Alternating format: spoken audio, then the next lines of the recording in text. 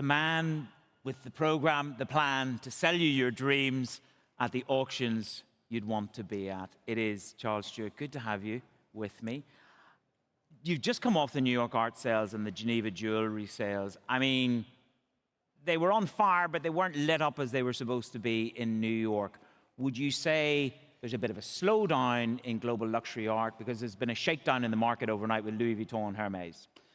Well, actually, I would characterize the art sales in New York last week as showing strong resilience at the very top end. Across the major auction houses, there was about $1.8 billion of art sold dollars in a week, with very high sell-through rates and many records set, and good strength at the very high end.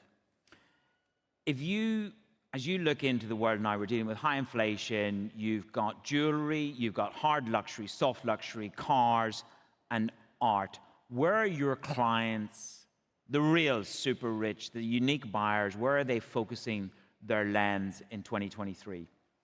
What we've seen have particular appeal is anything that has got real scarcity, work that is fresh to market or an object.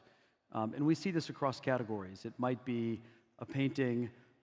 Last week in Geneva, we set a record for a very rare Daytona, a Rolex Daytona John Player Special that sold for 2.2 million Swiss francs against an estimate of 600 to 1.2 million, and quite an extensive bidding battle. So things that are fresh and scarce have particular appeal, and we see that time and again across categories.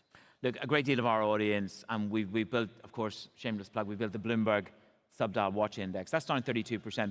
That's not exactly your market now, is it? But these are 50 of the most traded pre-owned luxury watches. So there are some of the, the pricier names in there. That's down 32%. Talk to the audience here and beyond in terms of the watch market and your outlook. There's the chart in terms of the performance, as you can see above you. Yeah, I mean, you see a run-up in prices, which reflects that bubble period that we all saw, where there was, whether it was a combination of crypto and fiscal policy, global easy money flowing into categories. It certainly included watches, also cars and other collectible categories, but really only a portion of those categories. So we saw certain newer watch models, enormous demand. The primary markets disappeared. You couldn't even get on the list to get one of these watches. And that has retreated somewhat, although the secondary prices in many cases are still far above the primary market price point. When I've been here about sort of 5-6 times in the past 12 months, and I've managed to have been able to get into the Museum of Islamic Art. I'm looking at Qatar, I'm looking at Saudi Arabia, I'm looking at the UAE. There is this momentum to build more art destinations. What's the scale of the budget that's going to be deployed, let's say, by these 3 countries for your market in terms of the art sales? Because I presume that's a big portion of what these 3 nations will buy. How important is the Gulf to underpinning the auction world for you? Well, there's no question that the Gulf in total represents one of the most important regions for collecting across categories in the world today. Very active, growing, reflective of all the exciting things that are happening here. And in Qatar in particular, I think now that we are in this post-World Cup period where there's been so much focus and attention given over many years to the highly successful event, the attention now turns to the future. I think that art and culture is clearly an enormous opportunity for Qatar. You see the existing museums, the traffic and the appeal of them. There's more to come. And I think what will separate Doha from cities anywhere in the world, not just in the Gulf, will be the quality and importance of the collections that will be unveiled over time and showcased in museums. I mean, there's as much appetite here from impressionists of Monet. There's about bringing art to this region from the world, from the outside world. Have you seen much of that evidence in the past auctions that you've delivered? Has the Gulf been more active than usual? I mean, China, just benchmark for me, who is the most active in these art auctions at the moment globally?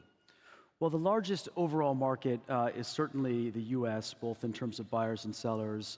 And when we look at Asia, what we've seen is a reemergence of buyers post the longer lockup periods in China in particular, but also an expansion of interest coming out of Asia from outside of China, whether that is Southeast Asia. We've had our first auctions in Singapore in 15 years and opened offices in Korea and elsewhere in Southeast Asia. We've just reopened and opened a new office in Shanghai last week. So we are quite focused on Asia, but there's no doubt that incremental buying is coming from this region. Qatar specifically has been an active participant and buyer, very sophisticated on a global basis for many years.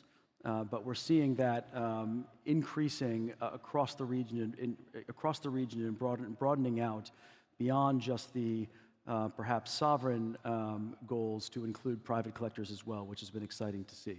Where are we on the car side in the region? I mean, I'm based in Dubai, and in the DIFC, we've got some beautiful cars on display outside your offices. How important is this market to the acceleration, let's say, in the growth in the car auction market for you? I think we're showing some of the images up here of some of the ones that are coming up. Yeah, that was the car on the screen actually is a Bugatti, which is interesting because we sold that in Paris in February. It was a new car, and so it was one of the new special Chiron models, and it sold at auction for close to 10 million euros.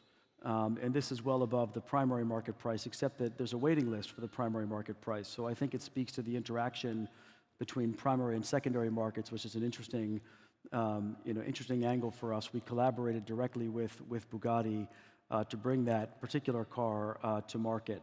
But to answer your question, cars, we have seen enormous strength in that category, over the last years and continuing strongly into this year.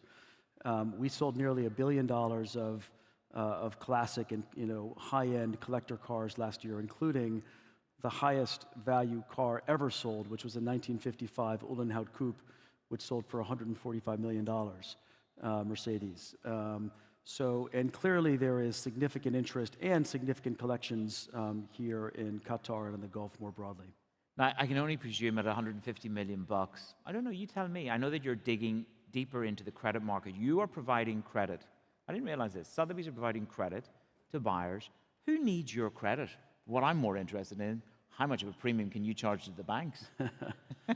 We have been in the business of lending against high-value art and objects for 3 decades.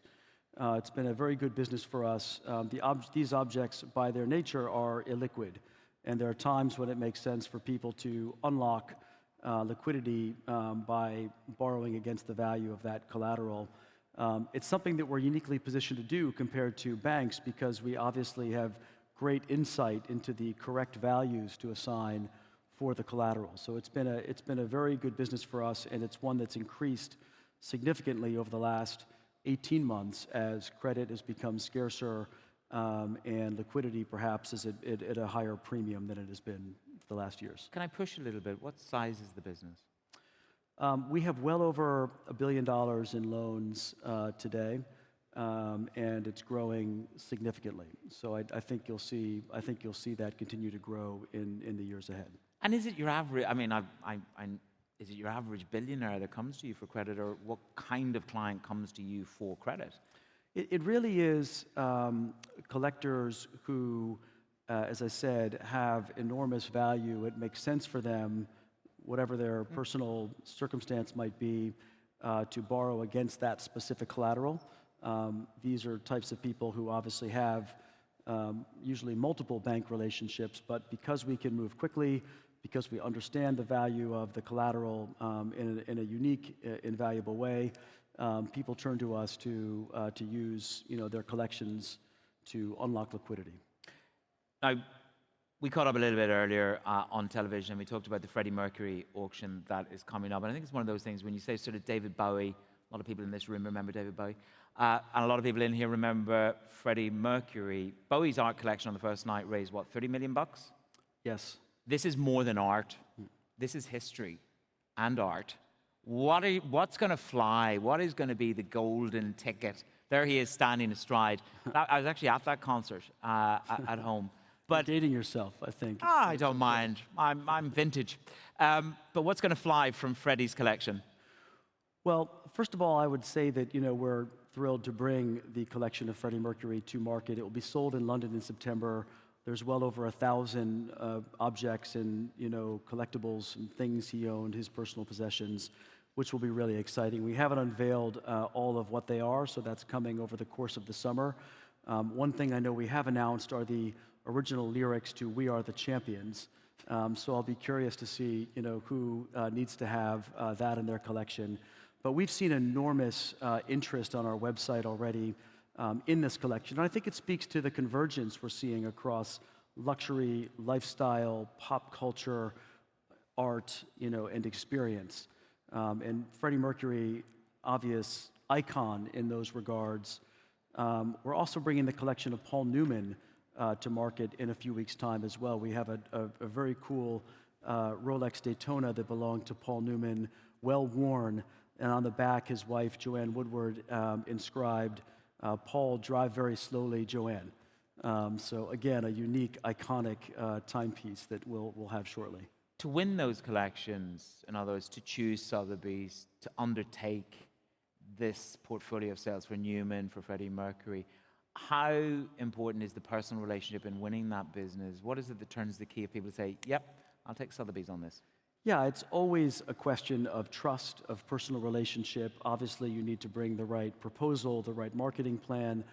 I think that people... Is commission honestly, is commission a key part of the discussion? Absolutely, it's a consideration, but what matters much more than the commission is how well do we sell it? Because if you sell it for 25% more than one might expect, that far outweighs, the commission. So it comes down to the marketing plan and the conviction that you have. I think the fact that we are so global is one of the things that sets us out. We have offices and galleries in 40 countries. We had bidding from 145 countries last year. And the markets in which we operate are, in fact, incredibly global. The Freddie Mercury collection will be a good example of that. Do you think that will send more in the room than online? Just talk the audience through in terms of that COVID boom that we had online. Has that dissipated? We're seeing a generational shift there. I mean, no surprise that younger people are, in fact, more comfortable bidding online and on their app. 90% of all of the bids that we took across our auctions last year were either online or on our app. But for the highest value objects, and certainly art, like the New York collections last week, the bidding was either in the room or by telephone. How much of it was Gen Z? I mean, never mind my generation. I've dated myself, so I'm past the point. But how do you get Gen Z into the auction room? How do you get them online? How do you capture them? Well, I think Gen Z is interested in things that are unique. In a world of homogeneity, how do you stand out? How do you think about self-expression? Finding unique objects, whether it's a 1945 Cartier bracelet or a Freddie Mercury collectible, is not something you can get anywhere. That brings interest into our auction rooms. We see that over and over. The digital-first engagement obviously is a good way to attract Gen Z as well. And then lastly, investing in new categories, sports collectibles. Game-worn sports collectibles is a huge trend, and we have set and broken our own records many times in shoes, game-worn jerseys. Is Jordan just king of that? I mean, what was the jersey? 1998, $10 million for a jersey worn in 1998. Is he just king of the trade? That was a record for a game-worn jersey, $10.1 million. We've sold others. There was a Kobe Bryant jersey from I think 2007 or 8 that sold for $7 or so million. The Diego Maradona Hand of God jersey from the 1986 World Cup sold for 6 or 7. So there's other things in that class. But yes, for now, the Jordan is king of the game-worn collectibles, both jersey and shoes, I might add. Okay, let's see where Freddie's trainers go at the auction. Charles, thank you very much for being at Qatar 2023, Qatar Economic Forum. Charles Stewart. Thank you for having me.